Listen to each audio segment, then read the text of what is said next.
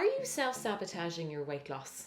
Many people try so hard to lose weight. They try everything under the sun, from working out way too hard to eating all of these fad diets that always contradict each other. But no matter how hard they try, they just can't get rid of that stubborn belly fat. And it's weighing down their confidence and it's weighing down their life. That is, until they realize what is that real problem. And the real problem, more often than not, is that they're making it so hard in their own head to make it hard in reality as well. So hard, they're making it so hard that they would crack up and end up binge eating after a week of really strict discipline. Have you ever felt like this? So if you have felt like this, know that you're not alone. And I'm also going to tell you that there is a way out. The key to losing weight is getting out of your own way. And in this video, I'm going to show you exactly how to do that. I'm going to show you how you're going to be able to eat what you want, work out a few times per week, and not to stress about calories. So weight loss has become easy. Now, how are we going to do this? And let's look at a couple of the pitfalls that oftentimes people end up in and really struggle in terms of their weight loss. And one of the first issues that people often encounter is that they have no structure or they have no strategy. And if this is the case, you are setting yourself up to fail. Now, why is that the case? Because without a clear structure or a clear strategy, you're leaving your weight loss to chance. Many of us, we try to wing things. I'll just wing it, it'll be fine. Or just eat healthily without a plan. But all we're doing then is we're setting ourselves up to regain the weight. So when we don't have a structure, when we don't have a plan, that means that our old habits are likely to slip back in. And I have seen this time and time again with clients. You need a flexible plan that can last a lifetime, or you're going to end up right back where you started. So how are we going to do this? We've got to develop a personalized and sustainable plan that's going to fit your particular lifestyle. We don't want to rely on temporary fixes. We want to cement a structure that's going to work for you and work for you in the long term. And don't lose it after you reach your initial goal. We've got to stick with that plan. We've got to maintain that lifestyle change. The second problem that people often encounter is that they're not cementing their habits. Okay, so this can often be a hidden pitfall.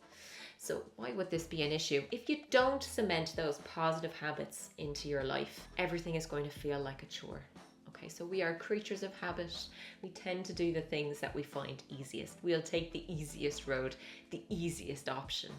And if we don't have new positive habits that are ingrained, everything that we're doing is going to feel like a chore. And anything that feels like a chore, as we know, will never last. So we've got to be able to form those habits. If we don't form those new habits, our weight loss is only going to be temporary. And we want that long-term change. I've worked with so many people who have managed to lose weight, but because they didn't cement those positive habits, what happens? They eventually slipped back into their old habits.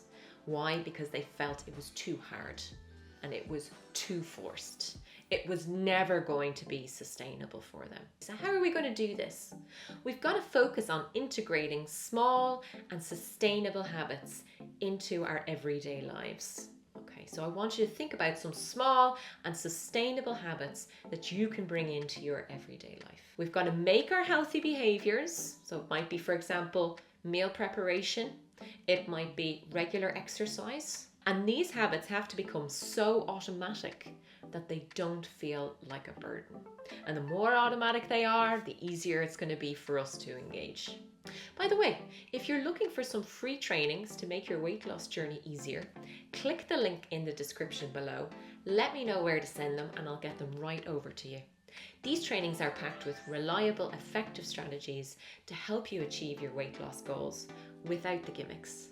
They've been used by over 3,000 women to achieve sustainable weight loss. The third problem that people often encounter is complacency, and this is the trap of maintenance goals. So why might this be an issue? Again, because the goal of maintenance is not going to be enough. If you are only aiming to maintain your current weight, you risk complacency, which is only going to lead to regression. There's no endorphin rush, there's no motivation, there's no sense of progress. So when we focus on just maintaining, so I'm in this place and I'm going to stay here, we're not striving for anything new. And then as a result of that, we lose our motivation because we can't see progress. And progress is, of course, important for our motivation. I tell people all the time, you need to keep moving towards something, right? And if you're not moving towards something, you're only going to slip backwards. And remember, we want to be going forwards towards our goals, forwards towards our healthy lifestyle. So how are we going to do that? How are we going to overcome this problem? So the first thing that we need to do is set new and measurable goals. It doesn't have to be around losing more weight. It might be, for example, I'd like to run a 5K. It might be, I'd like to lift heavier weights in the gym. Or it might be, I'd like to improve my flexibility. Or it might be, I'd like to work on my personal development. So with those goals, we're always pushing for progress. We're proud of where we've gotten to, but we want to continue to move on and drive ourselves forward and be motivated to achieve our next step. Another problem that we can also encounter is forgetting our why, okay? And this is what happens to people when they lose sight of that bigger picture. So our why is often very, very important to us in terms of our sustainable lifestyle change, because people often regain weight because they forget why they started in the first place. When you lose sight of your deeper reasons, whether it's you want to be here for your children, you want to reverse a health condition, okay, we're going to lose motivation. So we have to be able to remind ourselves of our why, right? Why have you started this journey in the first place? And you need to be very clear on that why. I speak to people all the time who say they just want to lose weight. But when they dig deeper, it's about so much more than that. They want to be a good role model for their kids. They want to avoid heart disease. They want to feel confident again. So when they forget those reasons, that can often cause them to slip back. So our why needs to be very clear in our mind, and we might need to go back from it from time to time, okay? And the best way to make sure that we're staying in line with our whys is I want you to write them down. So write down your top 3 whys for losing weight. And they're unique to you. They're your whys. I want you to keep them visible. You might put them on your fridge, for example. You might keep them in your wallet.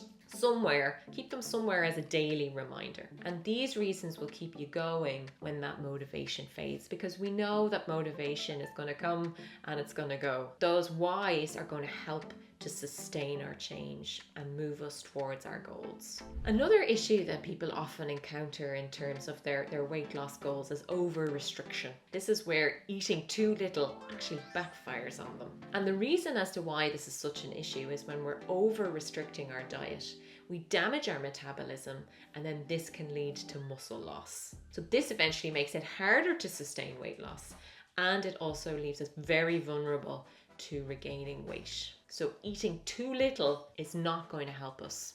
I have seen so many people get so caught up in that weight loss that they start eating too little. They think they're making progress, but what they're really doing is setting themselves up for a rebound. Because the minute they go back to normal eating, what happens? The weight comes back on. Okay, so how are we going to avoid this problem? The first thing we need to do is avoid extreme diets.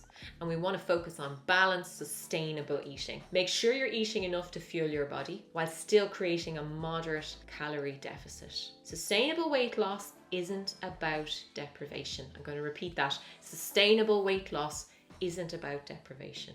So there you have it, my top tips on how to avoid self-sabotage in terms of your weight loss goals. If you're ready to lose weight in a sustainable way, then click on the video that's just popped up on the 8 pillars of sustainable weight loss. In this video, you will learn the secrets of how to lose weight without feeling like you're on a diet, without living in the gym, or giving up your favorite foods. This is about getting sustainable results with a busy schedule. All you need to do is click on the video that's just popped up and you'll get taken right to the video. Thanks for watching and have a great day.